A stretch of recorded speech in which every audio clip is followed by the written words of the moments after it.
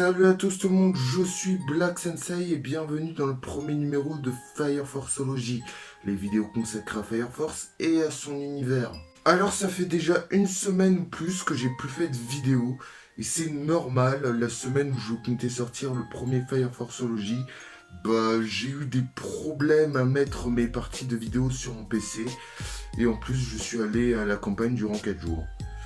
Bon, vous devez sûrement vous foutre de ce que je dis, mais bon, je m'en fous. Et aujourd'hui, petite review de la saison 2 de Fire Force, qui vient de sortir il y a une semaine, un truc comme ça, j'en sais rien. Et si vous n'avez pas encore regardé l'épisode 1 de la saison 2 de Fire Force, j'ai mis le lien en description. Il doit y être. Voilà. Donc du coup, ça commence où Shinra fait le shopping avec Iris, Maki, Tamaki pour trouver des vêtements plus appropriés, si je puis dire, pour le commandant Inawa qui a des goûts vestimentaires bizarres. Là, tout se passe bien. Shinra repense qu'il veut trouver une solution pour que les torches humaines redeviennent humains. Il repense aussi le moment où Iris et Maki l'ont proposé de venir avec elle pour trouver de meilleurs vêtements pour le commandant Inawa. Sauf Tamaki qui s'en fout totalement de Shinra. Voilà.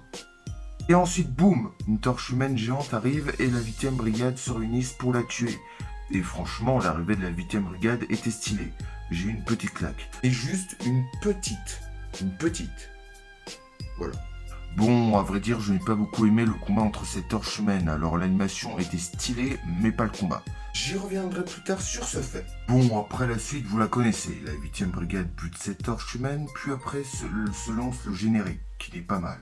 D'ailleurs, il y a beaucoup d'infos, même de théories à dire grâce à un générique. Et c'est ça qui est con. Un générique peut parfois donner trop d'infos. Et à cause de ça, les youtubeurs font des théories qui deviennent parfois évidentes. Mais bon, c'est comme ça.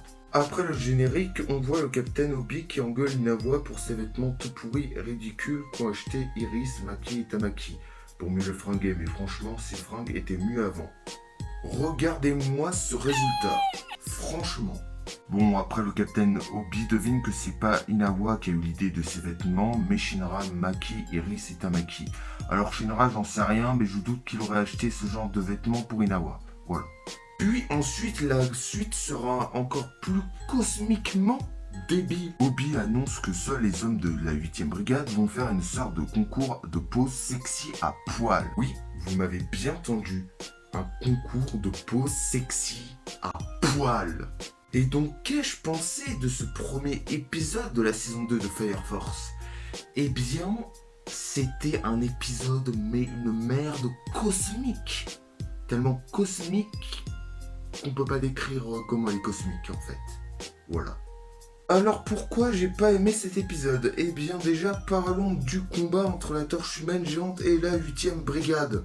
Alors ce combat était stratégique, lourd en force brute, mais ce combat contre une torche humaine géante, on a eu le droit d'en avoir un dans la saison 1. Donc en fait, ce combat a certes les choses qu'il faut dans un bon combat, mais on a déjà vu un combat contre une torche humaine gigantesque avec plusieurs cœurs dans le corps dans la saison 1. Donc en fait, l'auteur aurait dû mettre un nouveau genre de torche humaine, alors pas trop fort quand même, mais qui aurait quand même fait un peu galérer la 8ème brigade. Alors là, vous allez peut-être me dire, oui, mais dans presque chaque début d'une saison, faut pas un adversaire déjà trop puissant. Certes, mais ça aurait été plus intéressant un combat avec un autre type de torche humaine au lieu de nous remettre une géante, putain. Après, la suite était complètement nulle, avec le concours de pose sexy à poil. Franchement, nul, mais nul de chez nul. Là, pouce rouge.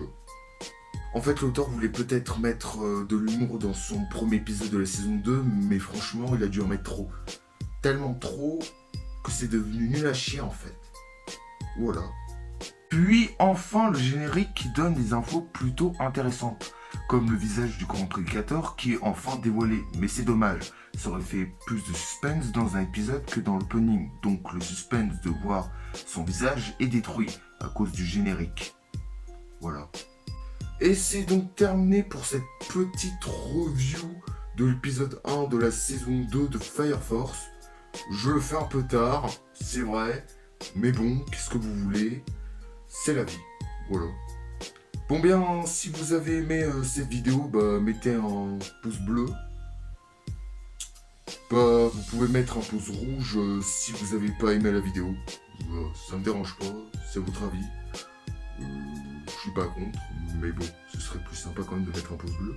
Voilà. Et puis de vous abonner à ma chaîne, enfin si vous en avez envie.